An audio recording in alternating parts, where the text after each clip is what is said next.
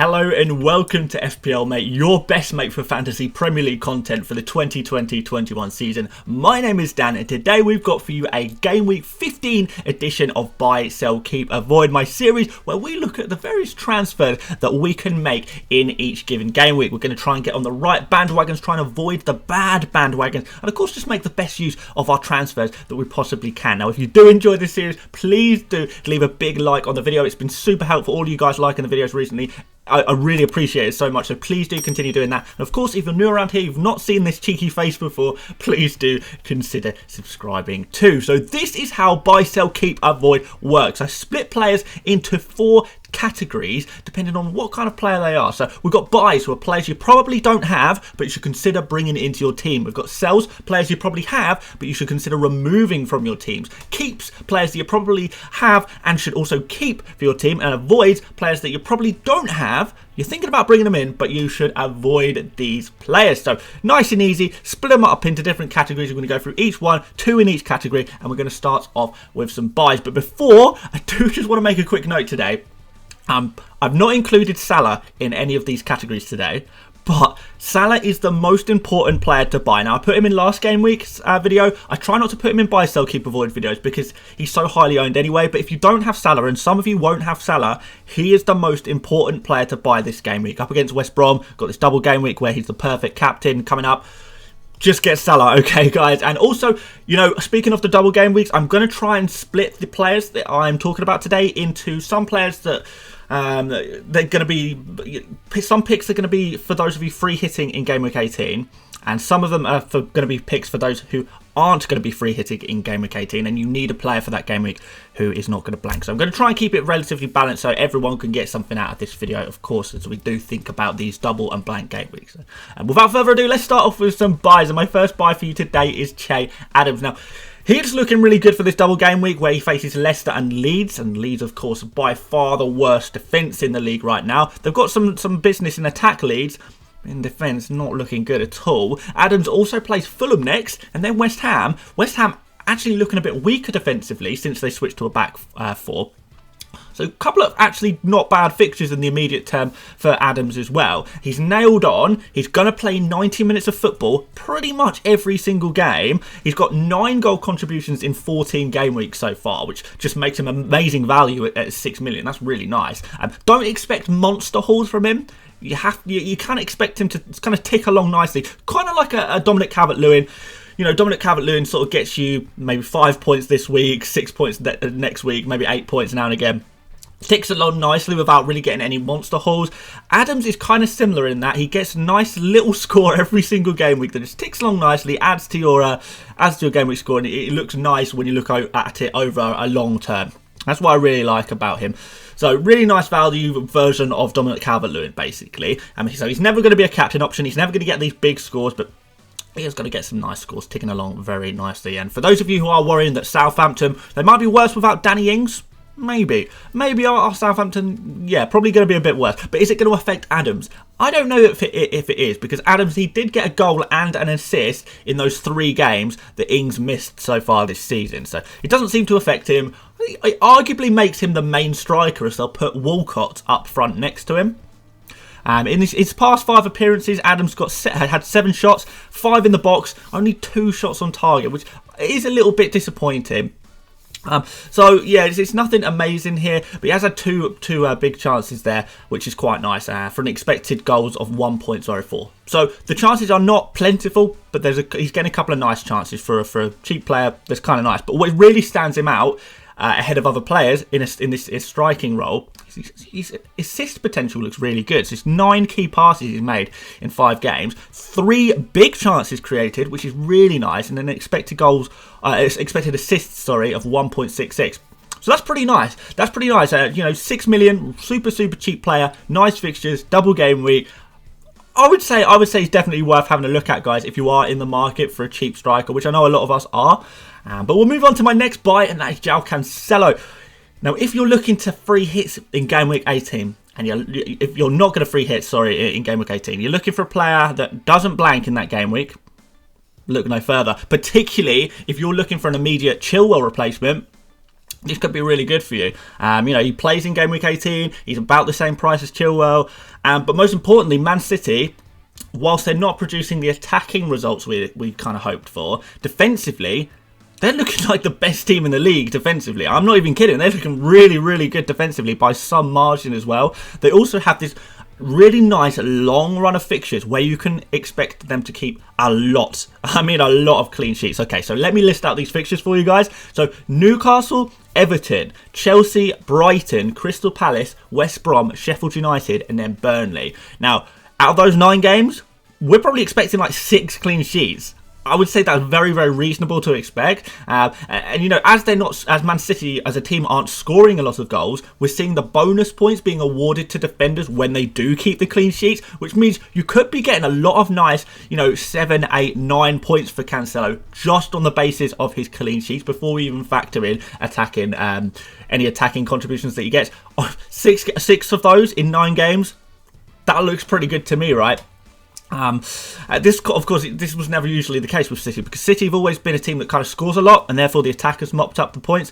So therefore defenders, they weren't really getting bonus points. But it all seems to have changed this season, which is really good when we're looking at these City defenders. Now, the argument has always been over the past maybe month or so, who do we want to pick? Cancelo. He's a bit of a rotation risk, isn't he? That's why a lot of people looked at Diaz instead. Well, we thought, okay, Cancelo, yes, he has a much better chance of attacking returns, but Diaz is the guy who's more nailed. Now, I don't think that's the case anymore. Cancelo has now played 90 minutes in 9 out of his last 10 games. Now, this includes him playing twice a week with Champions League games in between. He could have easily been rotated, but it really looks like he's just the number 1 choice at fullback, ahead of Walker, ahead of Mendy.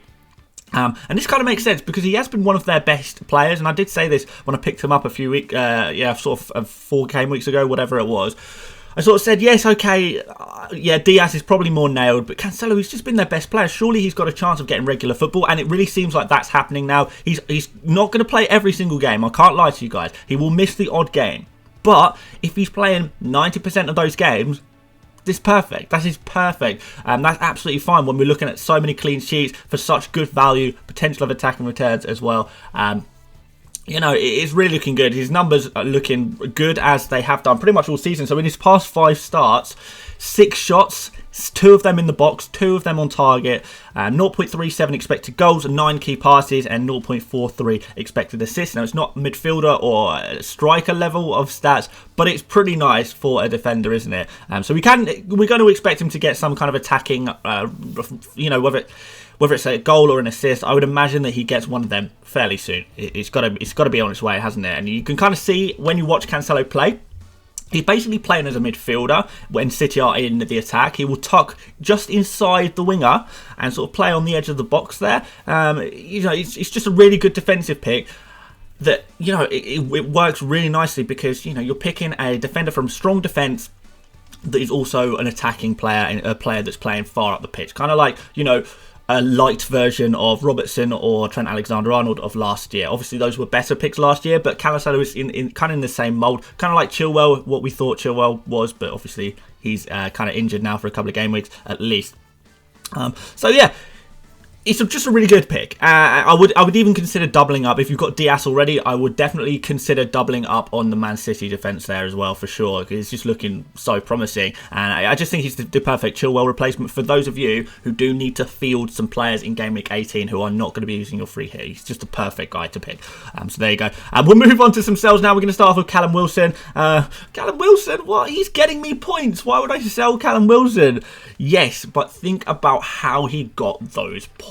The luckiest, dodgiest penalty of the year so far, when Newcastle pretty much completely failed to produce anything else against Fulham. Newcastle, they're kind of just looking generally quite poor at the moment. I would say that Wilson, he would struggle to score goals in the coming game weeks, even if he did have okay fixtures. But he doesn't have okay fixtures. He has fixtures from hell. Man City next, who, as I said earlier, they're kind of the best defence in the league right now. Then they've got Liverpool. Then they've got Leicester. They've got Sheffield United after that, which is okay. They've got Arsenal finally after that, which is good if you're a defender.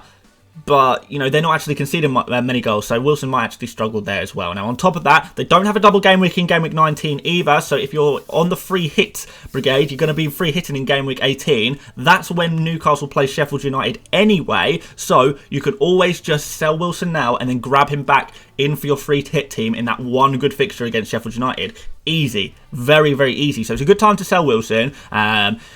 You know, if you don't sell him, fair enough. I mean, he could still get points, but you would be relying on blind luck in this Newcastle team kind of thing. Certainly don't expect anything over the next 2 game weeks. And I think there's a pretty easy switch here from Wilson to someone like Bamford or Adams, who both have double game weeks and really nice fixtures as well. Now, I know some people are also looking at Firmino, maybe Abraham, if you fancy an upgrade, if you can afford to do an upgrade. So there are plenty of options for selling Wilson. So, yeah, I would recommend doing that. And my next sell is Timo Werner, the king of disappointment, I guess. You know, I remember a time where there was at the start of the season where we all kind of thought 9.5 million for Werner. What a bargain. He's essential, surely. I think other than Aubameyang, Werner is probably the guy who's not lived up to his hype and price tag this season. And it's not that he's not a good player, it's just that he's massively lacking in confidence. His team are providing the chances for him. He just has some kind of mental block right now that means he can't score. It's the exact same situation as Neil Maupay, who, you know, you know about me and Maupay, and you know that you guys would remove Maupay from your teams in a heartbeat. And don't worry, guys, I absolutely will be doing that. Find out more about that in tomorrow's video. But the difference is, Werner eats up 9.3 million of your budget. He blocks you from getting other premium assets who are actually performing. You know, think of who you could get for that money or similar. Jamie Vardy, Bobby Firmino, a guy who I'm really, really liking the look of. I'm probably going to get into, or almost certainly going to get into my team soon, is Martial as well. So if you want to move money into your midfield, you could also do that by getting rid of Werner. That could be a good thing to do. You know, lots of reasons to sell Werner, but if you want some more, let's look at the fixtures. They don't look great either. So they've got Arsenal away, then Villa, then Man City, then a blank, then a double, which obviously is good, but is he the right player, the player that you want for that double? Now, I don't want to talk about stats too much because although his underlying expected numbers type things look quite good, he's just not converting them into goals. And sometimes you do have to look at the human factor. And the most important stat here is that he's not scored a Premier League goal since 7 game weeks ago. That's a long blanking streak. Now, during that time, he has produced a couple of assists and therefore a couple of 5-point returns. But is a 5-point return really enough for a 9.3 million? You know, you can get the same thing from Che Adams at 6 million. You can get the same thing and more from Dominic Calvert-Lewin. Kind of thing. It's just not worth it. And I've said this before when I've recommended to sell, but you know, the time to cut the umbilical cord on Werner was ages ago. Now the second best time is now. So get Firmino in, get Martial in if you're looking for an easy switch, or move that money to midfield as well if you fancy doing that. So yeah, with that all said and done, let's move on to some keeps. And yeah, my first keep today is Kevin De Bruyne, the knee-jerk sell of the week by the looks of things, when, you know, he's literally about to play Newcastle. Now, I understand he's probably the easiest premium asset to transfer out right now. And if this is your only way of getting Salah into your team, then I do understand it, I do get it. But those of you doing KDB to Bruno, KDB to Son this week, it's madness. It really is madness. Now, next game week or the game week after, okay, yeah, fair enough. But KDB and City, they're about to play a really weak-looking Newcastle side at home. And I know De Bruyne has disappointed with scores recently, but don't forget a couple of weeks ago, he got 10 points and then 14 points back-to-back. Some people have pretty short memories on these kind of things. Now, I'm completely on board with rotating premium players. I really am. I like the tactic of rotating premium players, transferring premium players in and out of your team. This tactic does work, but the key to this tactic is to do it at the right time. It's all about the timing. And game week 15, that's the wrong timing. Honestly, KDB is probably the second best captain option this game week after Salah. So it really is crazy that people are selling. Now, a quick look at KDB's numbers tell you he's got a good chance of another monster haul this game week, that's for sure. So in the past 5, 17 shots. That's a lot. 10 in the box, 6 on target. That's improving, actually. 2.27 expected goals where he scored 1. So he's underperforming that stat, but not because he's been bad, but because he's kind of been a bit unlucky. So he's kind of hit the bar a couple of times, for example. Goalkeepers made good saves, things like that. So I do expect him to actually start converting a few more of these amazing amount of shots that he's taken. 17 key passes, 6 big chances created, 3.21 expected assists. So these are elite stats. These stats are probably going to be better than Salah's, for example. And whilst I agree that Salah, he will make better of his stats, that doesn't mean KDB's bad. All of this reads for really positive stuff for KDB. And I'm so worried, you guys, that you're kind of going to regret it if you sell this week. Like, the week after, fair enough, if it's the right move. The week after that, yeah, absolutely. But, you know, unless you're going for Salah this game week, just wait 1 more week, 2 more weeks before selling KDB. I really would recommend doing that. And then my next keep is Harry Kane. Harry Kane, 2 blanks in a row. Apparently too much to handle for many FPL managers. I do kind of get this one. No one likes a filthy blanker. But it's not just that he's blanked 3 out of 5 of his past... 3 of his past 5 games. Yeah, that's right, isn't it? But his numbers, they just don't look quite good enough for his price tag, I don't think, either, maybe. So 16 shots, which sounds good, but they really have been random half chances rather than proper decent shots, decent chances.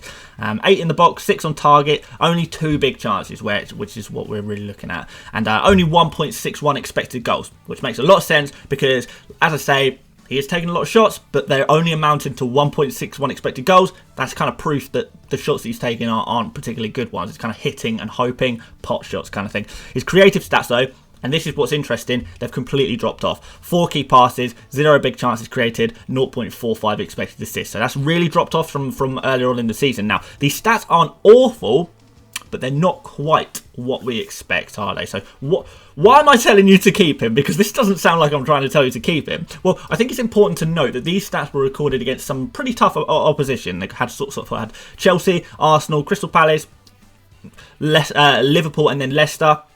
That's not really an amazing run. And the games he didn't blank in, he got a score of 12 and he got a score of 9, which are actually quite nice scores, aren't they? But the most important thing is that after he plays Wolves in Gameweek 15, he then plays against Fulham and Leeds. Now, I'm guessing these are fixtures you would absolutely love to have Harry Kane in your team for, and you can have Harry Kane in your team for those fixtures, and all you got to do is not sell him now. That's all you got to do. Who's to say you can't do something against Wolves anyway?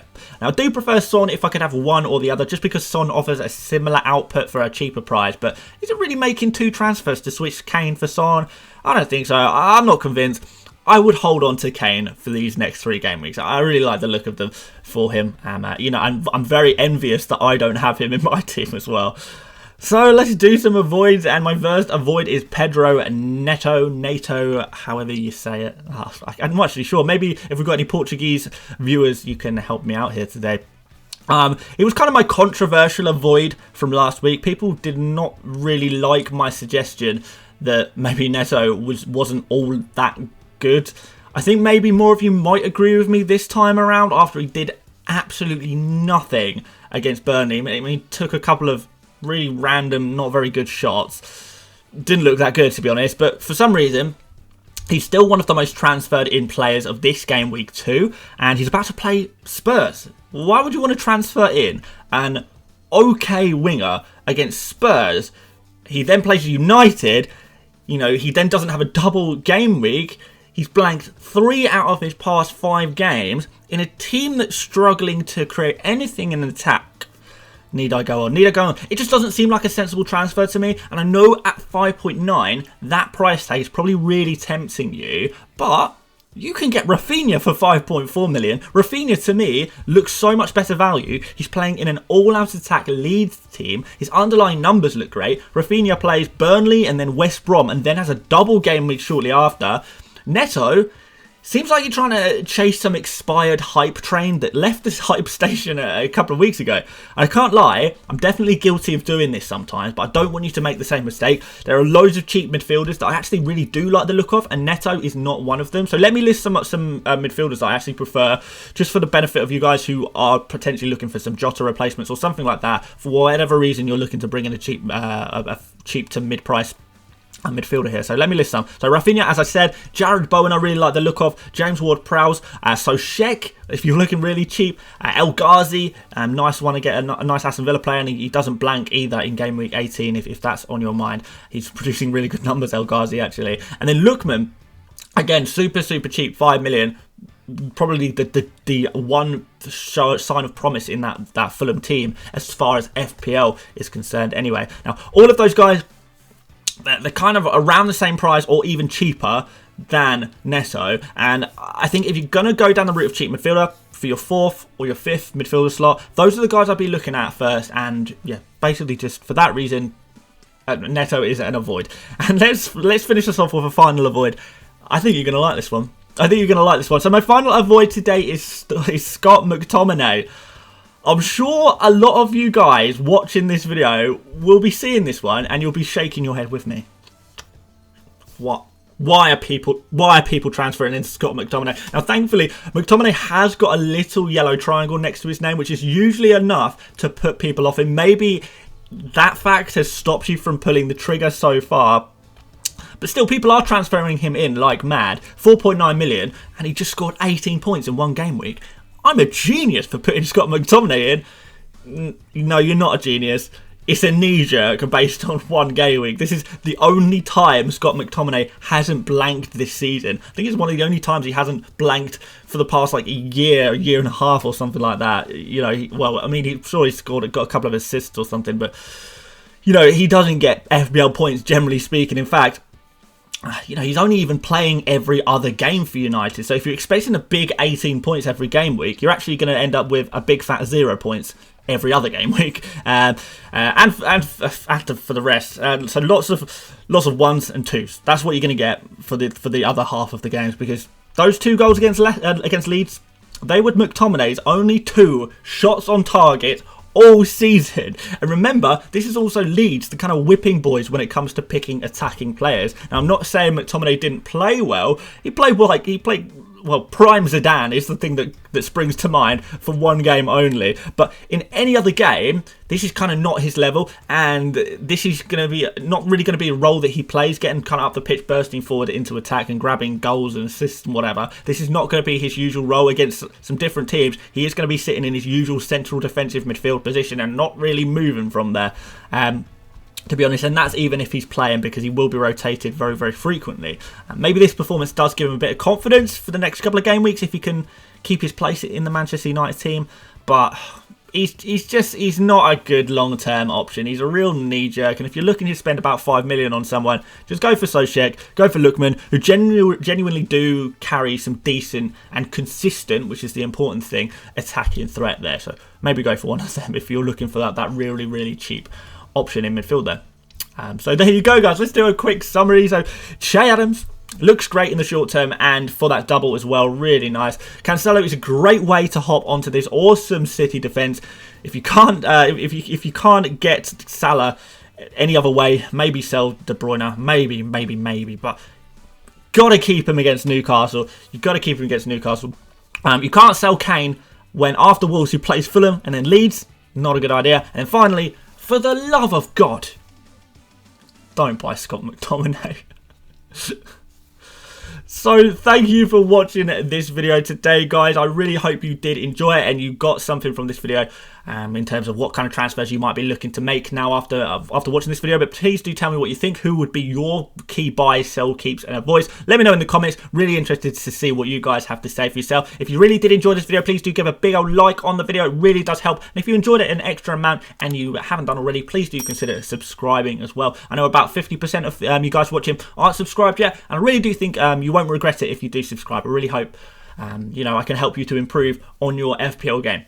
But anyway, if you do want to join me on Twitter, Instagram, support me on Patreon, or join my mini league, all of those links are in the description, so go check them out now. And aside from that, I will see you tomorrow for a team selection / last week review type video. Going to be making my own transfers in that video tomorrow as well, and I'll see you on that one. So yeah, thanks so much for watching, guys, and I'll see you later, mates. Bye bye.